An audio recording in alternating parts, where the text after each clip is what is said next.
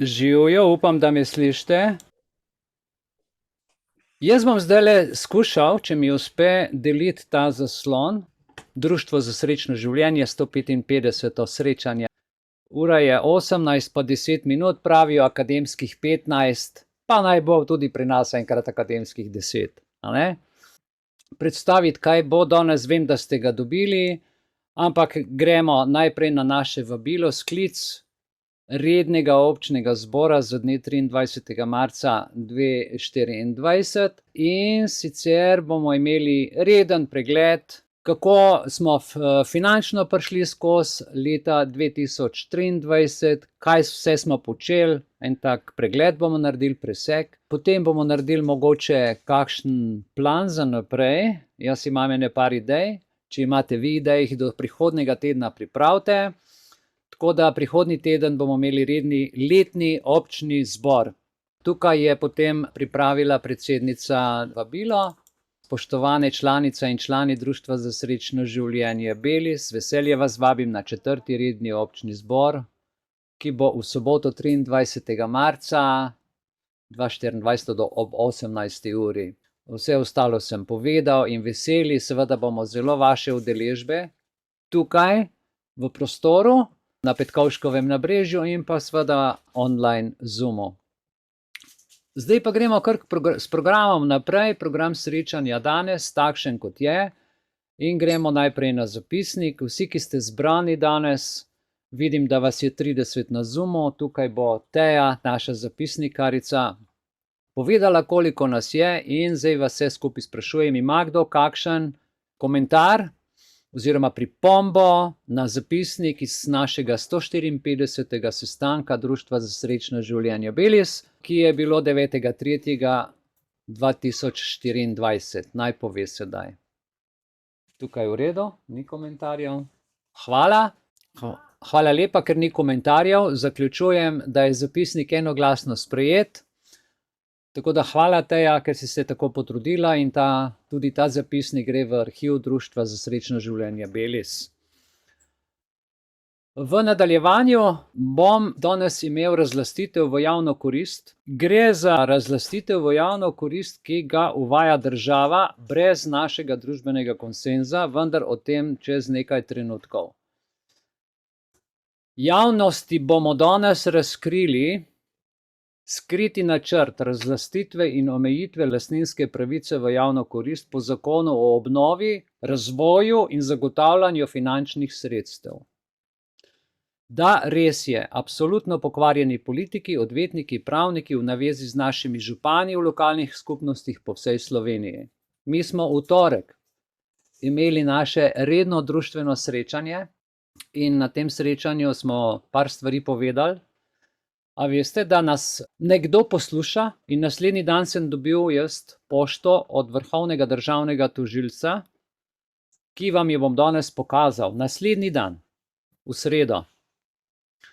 Prav, v zvezi s tem bom potem povedal več, kjer bomo razmišljali o tem, kdo naj bi bil lastnik javne koristi in kdo zgolj skrbnik javnega dobrega, kaj je javno dobro, kaj je javno korist. Precej sem se ukvarjal s tem ta teden, zato da bi vam ta pojem pojasnil, ker verjamem, če vam nekdo reče, da se nekaj dela za javno korist, in da javna korist pretehta vaše osebne interese, kaj bi takemu človeku rekli? Imate kakšen kontra odgovor, če pride do tega? Danes se bomo to naučili. Tako da to danes znanje, ki bo zelo vredno. V nadaljevanju bomo potem videli na eni strani, kaj nam delajo, v bistvu jemljajo premoženje, ne lovijo tistih, ki milijarde kradejo, milijone in tako naprej. Po drugi strani pa tukaj zaradi evra 30 na sodišče, novinar Gorazd Strečnik je naredil čudovit intervju oziroma raziskavo, kjer bodo sogovorniki Milan Kovačevič, odvetnica Varja Horec in Gorazd Strečnik, in tukaj boste videli, kaj se pravzaprav v Sloveniji dela. Včasih smo rekli kurji tatovi, zdaj se ne spravljajo več na kurje tatove, zdaj se spravljajo na otroke, dijake, študente in na mestni prevoz tukaj v Ljubljani. Jaz, ko sem tole poslušal, sem se zgrozil in sem rekel, moram z vsemi vami deliti. Vendar več o tem zaradi evra 30 na sodišče z vročim mikrofonom med programom, se pravi po tisti moji predstavitvi. No, in skupina Judo obsojena zaradi netenja uporov, danes bo o Novi zavezi povedala več Iviljana. Bližnji vzhod, vodja pribit na križ, ostali pa so obljubili bestseller in ta bestseller je Nova zaveza. Ljubezen je po novem prepovedana, kako bomo vse te obvode obšli, pa bo povedala predsednica Društva za srečno življenje Belis. Jaz sem vam v vabilu tukaj tudi poslal par stvari, tako da to ste si verjetno prebrali ali pa si še boste. Vezano na današnjo temo The Big Short, po resnični zgodbi o nepremičninah, si bomo po zaključku našega programa pa pogledali čudovit film. In sicer jaz sem vam par stvari napisal, to je film z leta 2015 in govori o tisti krizi iz leta 2008 do 2013. Kako je to potekalo? Marsikdo si je verjetno ta film že pogledal, torej kdor pa ga ni videl, se pa splača videti, kakšno je bilo ozadje in kako je to potekalo. Kaj pravzaprav so banke, kaj počnejo zavarovalnice, kaj počnejo skladi, kaj počne država in ko imajo dovolj denarja, kako so brezbrižni do vseh nas. V nadaljevanju tukaj samo še posebno obvestilo za vse tiste, ki ste se naknadno priključili zdajle. Vsak torek klepetamo preko Zooma, ste vabljeni. In zdaj za ta torek imamo aktivno državljanstvo predvideno.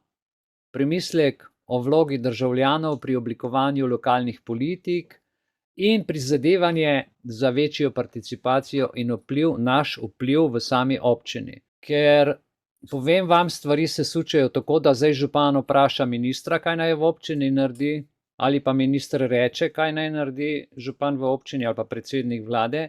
Prebivalci absolutno nismo več pomembni za to, kar se dogaja, zato je zadnji čas, da dvignemo po domače povedano rit in da nekaj naredimo. Imam jaz tudi nekaj idej, tako da skozi to zadevo bomo seveda probali na vsak način videti, kaj se bo dogajalo in kako.